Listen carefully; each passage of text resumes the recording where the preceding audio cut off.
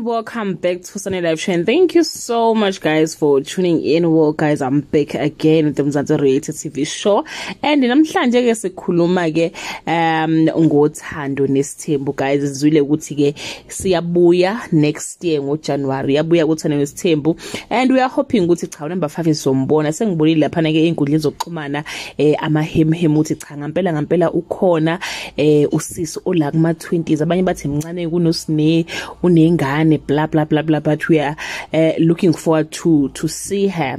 So yesterday ke guys, Mseleku ke umbaba Musa Mseleku uye waveza ukuthi ke yini le eyenza ukuthi amthande kangaka ke uAbongwe kunezingane zakhe ke ezinyo. Abonga ke indodakazi kaMacele uhleze esho ukuthi nje uAbonga umkhumbuza uma wakhe uFlo. Niyazi guys ukuthi ke uMseleku umthanda kanjani uma wakhe guys, umthanda kakhulu. So uye wabhala ke izolo wathi ke thina sizalwa uFlo, inkani yakomunye umuzi ayingeni komunye umuzi, ugongolo olulala amankankani. I'm so blessed ukuthi uAbongwe ozalo uMacele aphume ewuyena kanti umfuze wangamshiya.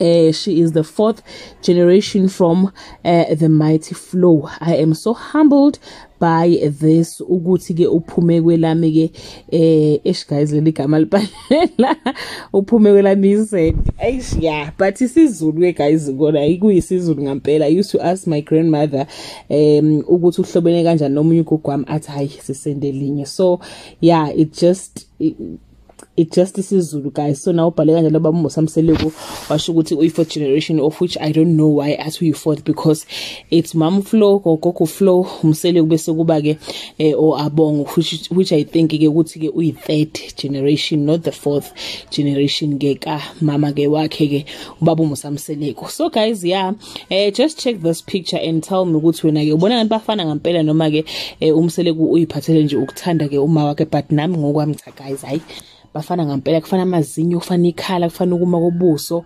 bayafana, kufana amehlo, hayibo, hayi bafana ngampela guys ngokwami ukubona. But now ungakhomenta ke la ngenzansi usho ukuthi cha uyayibona yini lenswebu ke ebonwa ke ubaba ke uMusa Mseleku. That brings us to the end of this video. Do leave your comment below and share your opinion. Bye. Hello everyone, welcome.